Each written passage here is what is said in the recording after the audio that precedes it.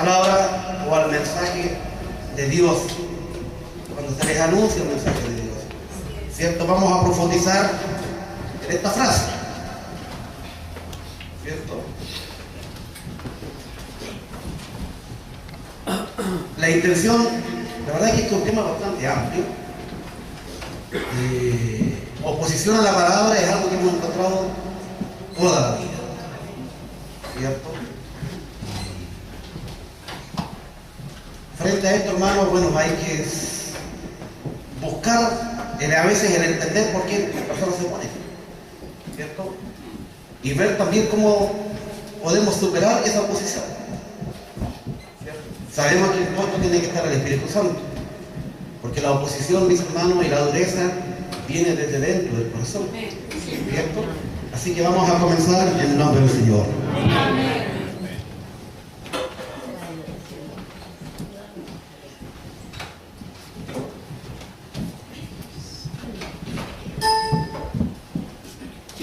Bien, ¿cierto? La intención, mis hermanos, de este estudio, así fue bosquejado por la dirección de la iglesia, ¿cierto? Que habla del pensamiento, ¿cierto? Del pensamiento actual y la actitud de no querer aceptar la palabra de Dios, cuando ella se opone a lo que creemos, entendemos y hemos definido como nuestros derechos. Hay un ejemplo ahí, ¿cierto? La problemática de los derechos como en el tema homosexual, ¿cierto? Ahí hay un derecho que se está estableciendo de manera oficial, porque es a través de la ley, ¿cierto? Ese es un derecho legal. En algún tiempo más, ¿cierto? Los homosexuales,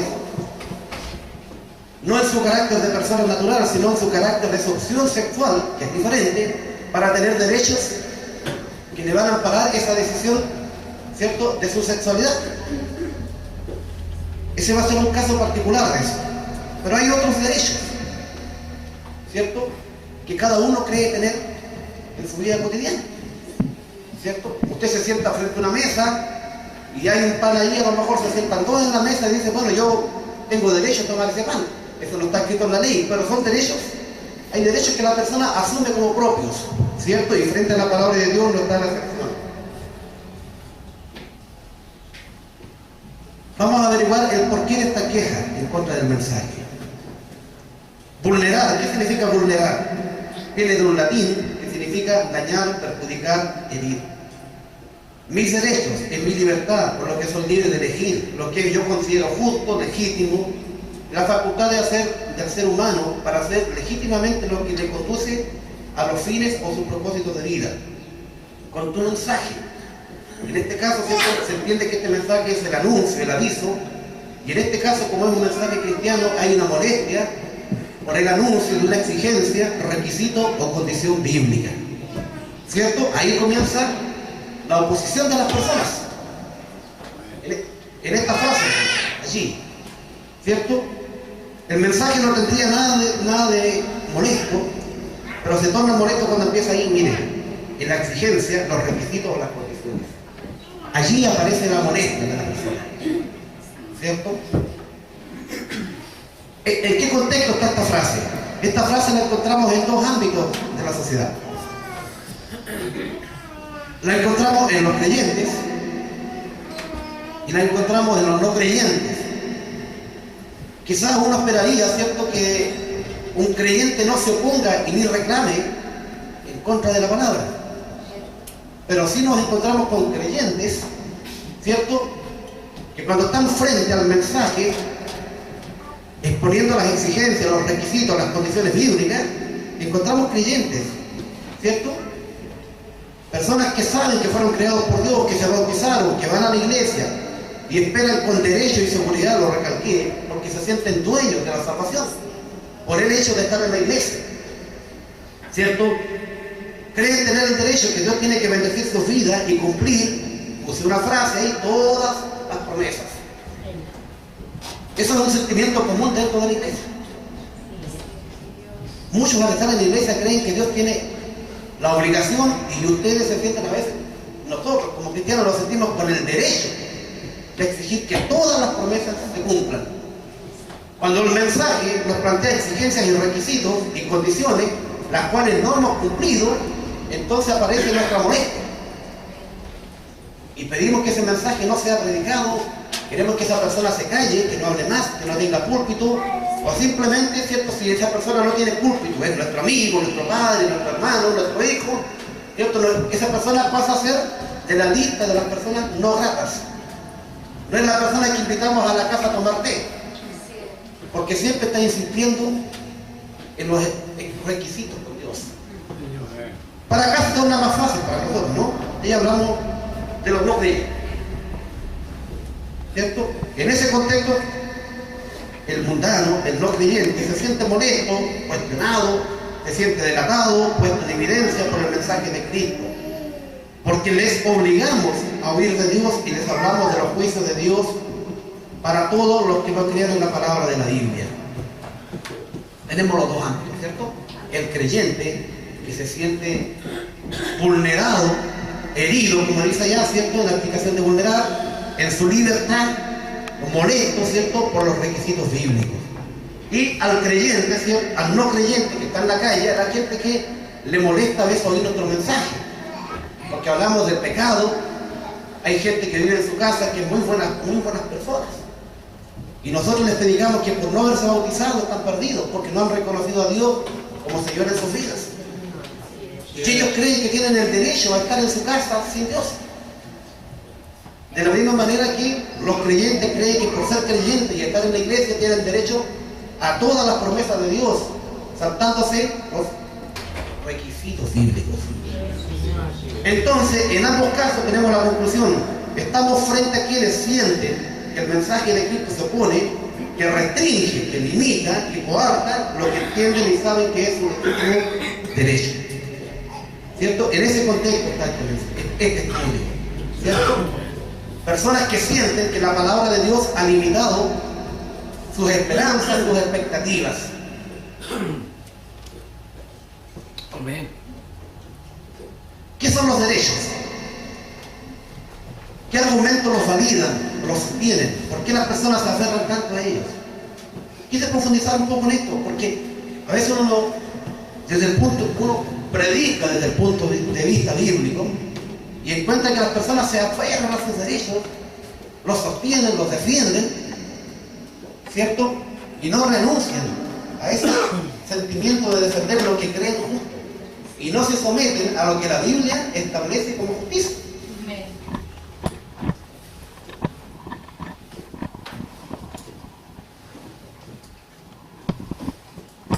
Ese legítimo derecho tiene diferentes concepciones y fundamentos, ya sea si la persona es o no creyente. Además está influenciado por varias cosas más. El lugar donde nació, si nació en el campo, en la ciudad, en la provincia, en una región, en un país, en un continente. ¿Qué quiero decir con esto? Cierto que la persona donde nació, ya sea en un mismo país, tiene diferentes apreciaciones de lo que es su derecho de hacer. ¿Cierto? A lo mejor usted en la ciudad estamos influenciados por una cultura, a lo mejor usted no golpea a un perro, a lo mejor en el campo se siente con derecho de golpear a un perro, ¿cierto? Amén. A lo mejor en el campo, ¿cierto? Hay otro tipo de trato a nivel familiar, que en nuestro caso a lo mejor los que están en la sociedad, en la ciudad, ¿cierto? Le dicen a un papá: oiga, tú no tienes derecho de golpear a tu hijo, ¿cierto? A los niños en el colegio se les enseña que pueden hacer lo que ellos quieran, ¿cierto? Que no, y restringen la corrección de los padres. Los padres, por consiguiente, a los hijos le dicen: hijo, que no te atropellen a ti en el colegio, ¿cierto? Y ahí nos encontramos en un caso particular de jóvenes que los profes les dicen que los papás no los corrijan y los papás le dicen que no te corrija el profesor. ¿Y quién corrige a ese niño entonces? ¿Te fijas? Son cosas que se van estableciendo como normales, ¿cierto? A lo mejor en el campo donde no está esta influencia de la sociedad, los padres a lo mejor corrigen más a los niños, ¿cierto? Diferencia campo-ciudad. Alguien que vive en Santiago, alguien que vive acá, ¿cierto? Tiene culturas distintas. Mucho más si vivimos en países distintos o continentes distintos, ¿cierto? Si comparamos las culturas islamitas, por ejemplo, ¿cierto? ¿Qué hacen los islámicos? ¿Qué hacemos nosotros? ¿Qué hacen los rusos? ¿Cierto? ¿Qué hacen en otros lugares? Se establecen diferentes condiciones de derecho. A lo mejor puede que no le parezca importante, pero sí debemos entender Porque cuando vamos a predicar el Evangelio hay que entender a la persona, ¿cierto? No podemos, mis hermanos, molestarnos a veces con la actitud de la persona. Hay que entender el porqué, ¿cierto? Tiene que ver su concepto de derecho con la época, el siglo donde nació. Siempre yo hago el siguiente ejemplo. Para los jóvenes de hoy, el matrimonio es un contrato nupcial al que se le puede poner término. 40, 30 años, 20 años atrás, los que nos casamos hace años atrás, sabemos que era una decisión para toda la vida. Ya el concepto de matrimonio cambió. Para mí, cuando me casé, era para toda la vida. En cambio, nuestros hijos van a crecer con un derecho que estableció, escúcheme aquí la diferencia, la sociedad, a que usted puede disolver ese matrimonio. Porque ya no es para toda la vida. ¿Cierto? Que es hasta donde se sienta cómodo, hasta donde nadie ocupa el espacio del otro.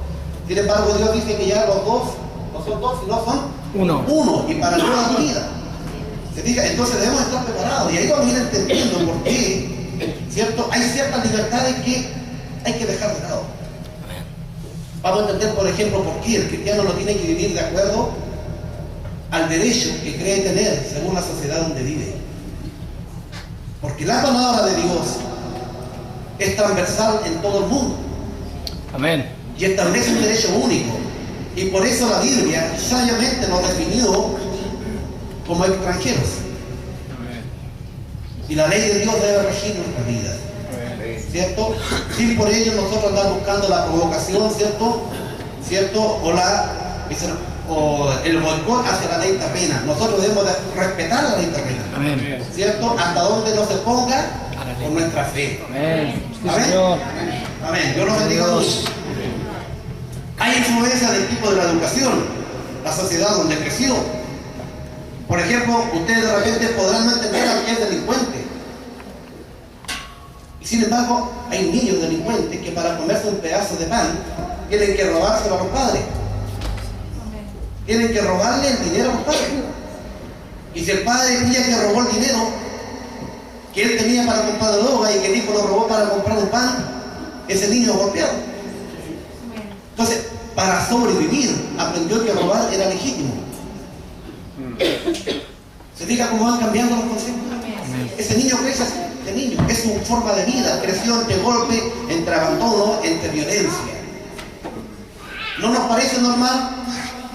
Claro que sí. Hemos tenido otra bendición que Dios nos dio en nuestra vida y hoy tenemos la luz de Dios en nosotros, ¿cierto? Pero debemos entender la situación por la que viven otras personas. Eso nos ayudará a llevar el Evangelio y a explicar por qué Cristo es tan necesario para ellos como lo fue para nosotros. Están también las experiencias personales, ¿cierto? ¿Qué es lo que usted aprendió en su familia? ¿Cómo fue educado? Los ejemplos que tuvo, ¿cierto? En la familia.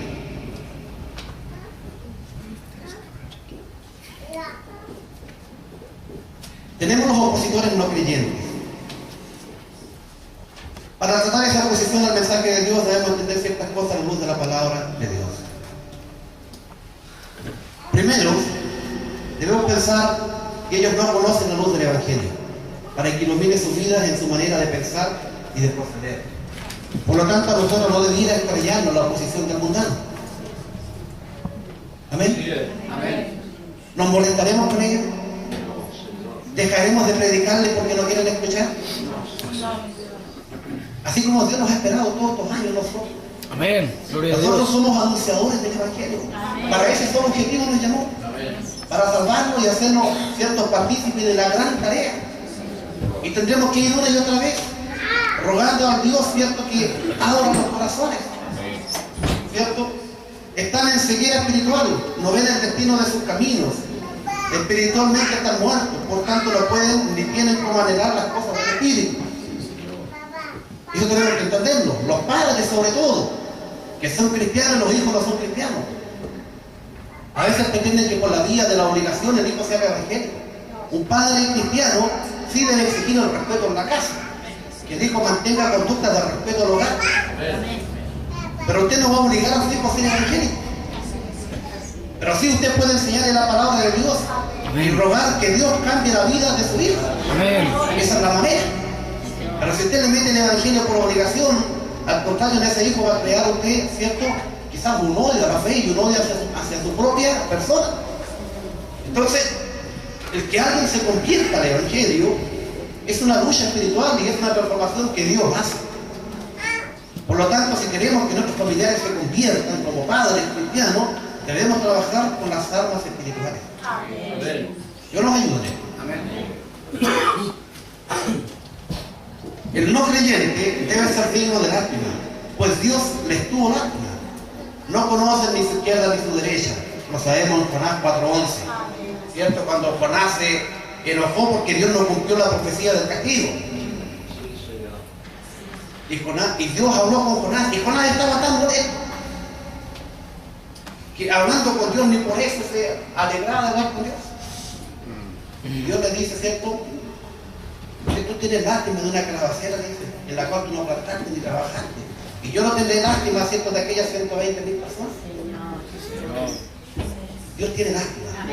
Y nosotros debemos tener la misma, hermano. Necesitan el toque del Espíritu Santo, que los compensa de pecado, por no considerar a Dios como Señor de sus vidas. Juan 16:8 dice que es necesario que el Espíritu Santo venga y compensa de pecado. Cuando el Espíritu Santo entra y quita la venda en el corazón, allí la persona recién entiende la perdición de su vida y la salvación que Cristo le ofrece. Amén. Opositores creyentes. No pude evitar colocar una frase. Lamentablemente los hay. Así es, hermano, en la iglesia hay opositores. Opositores a la ciudadanía espiritual. Opositores a la palabra de Dios. Opositores a los mandamientos del Señor. Hombres carnales que se aferran a esta vida, que se aferran a la iglesia para recibir beneficios de Dios, ¿cierto? Pero que no buscan la herencia espiritual, ¿cierto? Eso también dicen eso, calla, no vulneres mis derechos, dicen. Cuando hay un trabajo en la iglesia, cuando hay un trabajo espiritual, cuando dicen, heme aquí, Señor, yo iré, y cantamos la alabanza. Pero Dios nos llama al trabajo, ¿y quién está dispuesto a ir al trabajo? Bueno, yo estaré dispuesto si me sobra tiempo. Yo quisiera tener vacaciones para dedicar al Señor. Qué lindo ese hermano que ayunó tantos días y el Dios lo visitó. Oiga, si yo tuviera ese tiempo, y cuando llegan las vacaciones las tiene comprometidas en paseos personales. Y ni siquiera pasea donde cristianos, se va a ese donde mundano. O se va donde cristianos malos convertidos que, ¿cierto?, le contradicen más encima de lo que aquí el pastor les enseña. Y después cuando vuelve, lo vuelve lleno de bendición. Sin ganas de llegar a la iglesia, objetando la palabra de Dios porque usted cree que vulneró su derecho. Su derecho a vivir en la carne, a disfrutar los placeres de la vida. Aleluya. Dios nos ayude. Dios. Entonces es cierto que hay opositores dentro de la iglesia.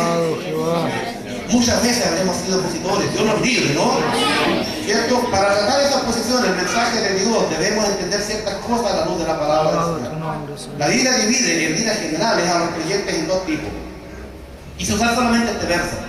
Romanos 8:1 dice, ahora pues ninguna condenación hay para los que están en Cristo Jesús. Allí hay una coma. Muchos lo toman como un punto. Y si les acabó el verso, llegan hasta ahí. Pero acá dice, los que están en Cristo Jesús, coma, pero, o sea, los que no andan conforme a la carne. Los que están en Cristo Jesús que andan conforme al Espíritu. Amén. Entonces, aquí estamos todos en Cristo Jesús. Pero conforme a la carne, conforme al Espíritu. Señor, bendito es tu nombre, Dios. Si estamos allí, Dios nos ayuda a dar el salto acá. Amén. Y eso implica una renunciación. ¿A qué? A los derechos. Esos derechos que el mundo y la sociedad, ¿cierto?, nos inundan en la mente. Gloria a Dios. ¿Cierto? Dios los bendiga mucho, hermano. Amén. El primer creyente, el tipo 1, bautizado y conforme al Espíritu. Es decir, no solo se bautizaron, sino que se arrepintieron de sus pecados. Se convirtieron, que es volverse y dejar sus malos caminos. Este creyente, a veces, es enojado y se le dice se cree justo, se cree santo, se cree perfecto. Hermanos, perfecto no va a ser nadie en la tierra. Amén, gloria a Dios. Así es, Los Señor. santos, si nos dicen santos, por buscar a Dios, santos somos y que nos apartamos del mundo. Amén. Allí comienza la santidad. Amén. Efesios dice que Dios constituyó los ministerios, dice para el perfeccionamiento De los santos. de los santos. Gloria a Dios. Santo no significa perfecto. Amén, Señor. Santo es aquel que se aparta del mundo y cada día renuncia a su carne, a sus deseos, a sus derechos, acata el mensaje de Dios, ¿cierto? Y vive aparte del mundo y busca la perfección en Cristo. Bendito Dios. Gloria a tu nombre, Señor. Los bautizados, vino a Dios y le confiesa en su boca, pero no deja que el Espíritu le guíe. Sí, Señor. Y Romanos 8:9 dice, más vosotros no vivís según la carne, sino según el Espíritu. Si es que el Espíritu de Dios mora en vosotros. Y si alguno no tiene el Espíritu de Cristo, no es de él. Así, Señor. Entonces, ¿tenemos el Espíritu? Bueno, yo sé que ustedes conocen la palabra de Dios, en nuestra misión se predica. Y yo sé que no es cosa de decir amén, Amén. sino que recurrir a lo que sabemos. Los frutos del Espíritu son. Sí, Señor. Amén. No basta decir, ¿cierto? Como algunos livianamente se mencionaban en estos días, que algunos dicen, no, que yo tomo posesión de este lugar. Usted no sabe cuántos han tomado posesión de Valdivia. ¿Cuántos evangelistas llegan a tomar posesión? Amén. Valdivia ya no sabe a quién le pertenece. Y así todas las tierras donde lleguen a predicar. Como decía en el estudio que teníamos ayer, usan palabras infladas. Dios nos ayude. Primero hay que tomar posesión de la vida. Sí, Señor. De la vida propia. Si usted toma posesión de su vida propia, Dios le dará autoridad para tomar posesión, ¿cierto? De otros espacios. Dios nos bendiga mucho. Ahora que sabemos que hay opositores creyentes y no creyentes, ¿por qué se oponen a la palabra bíblica? Los creyentes lo hacen por la dureza de su corazón. Son mentes reprobadas por desconocer la Biblia, porque no son enseñados, no se dejan enseñar y ni ellos escudriñan la Escritura. Prefieren su sentir, sus sueños, pasando por alto la Escritura. ¿Han conocido a esa gente usted? Amén. Son hermanos nuestros, también. Están en la iglesia. Sin embargo, Pedro dice algo clarito, algo lindo. Tenemos también la palabra profética más segura. ¿A qué se refiere? A la Biblia. Amén. Gloria a Dios. A la cual hacéis bien. Aleluya, sí, Ahí Señor. dice, eso es lo correcto. Hacéis bien en estar atentos. Nombre, Señor. Como una antorcha que alumbra en un lugar oscuro. Cuando usted está en un lugar oscuro necesita luz. La luz no proviene de su sentir. Así es. No proviene de sus Bendito sueños. es tu nombre, Señor Jehová. Ni proviene de sus derechos, los cuales adquirió en el mundo según la sociedad donde creció. La luz proviene de la palabra profética, que alumbra en un lugar oscuro. ¿Hasta cuándo? Hasta que sea el día que esclarezca y el lucero de la mañana salga de vuestros Gloria a corazones. Dios. Por lo tanto, hermano, nosotros no debemos sentirnos vulnerados, heridos en nuestros derechos humanos por el mensaje de Cristo. El mensaje de Cristo es esto, es una antorcha que alumbra, que nos permitirá llegar a donde Dios nos prometió llegar. Dios nos bendiga mucho. Amén. Juan dijo Jesús, el que me ama mi palabra guardará mi palabra, allí el mensaje de Dios. Y mi Padre le amará y vendremos a Él y haremos morada con Él. No se trata de que usted guarde la Biblia en su casa, no, es guardar la palabra y llevarla con usted, practicarla, vivirla. Amén. ¿Cierto? Y con eso hay promesa de que el Señor sí va a estar en nosotros. Y era la condición que leíamos anterior, ¿cierto? Los hijos de Dios son aquellos donde el Espíritu de Dios mora en ellos. Y los no creyentes es más sencillo, hermano. Los no creyentes tienen rebeldía a la palabra, no quieren abrir su corazón a Dios. Y el caso más complicado, hermano, es acá con los creyentes. Lamentablemente es allí. Es allí. Cuando usted habla con un mundano, ¿cierto? Se pregunta, ¿estoy digno de ir a la iglesia? No, porque estoy en condiciones, míralas con su ropa. Amén. Y dicen, no, cuando esté mejor. ¿Cierto? Ellos sienten un profundo respeto para llegar a la iglesia. Amén. Sin embargo, los cristianos no lo sienten. A veces los cristianos vienen enojados unos con otros, peleados, hermano, y la palabra dice Dios que mientras haya cierto ira o rabia en el corazón, la oración no se escucha bien. Amén. Hermano, esa palabra es dura. Si usted tiene rencores, molestias, su oración está rebotando.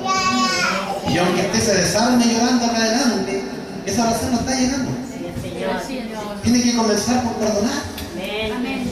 Señor. ¿Cierto? Y si le cuesta perdonar y usted le dice, Señor, ayúdame a perdonar, ayúdame, Señor, sácame esta rebeldía, este rencor, esta pena de mi corazón, ahí Dios le va a escuchar, porque sabe que usted está queriendo arreglar esa dificultad en su vida.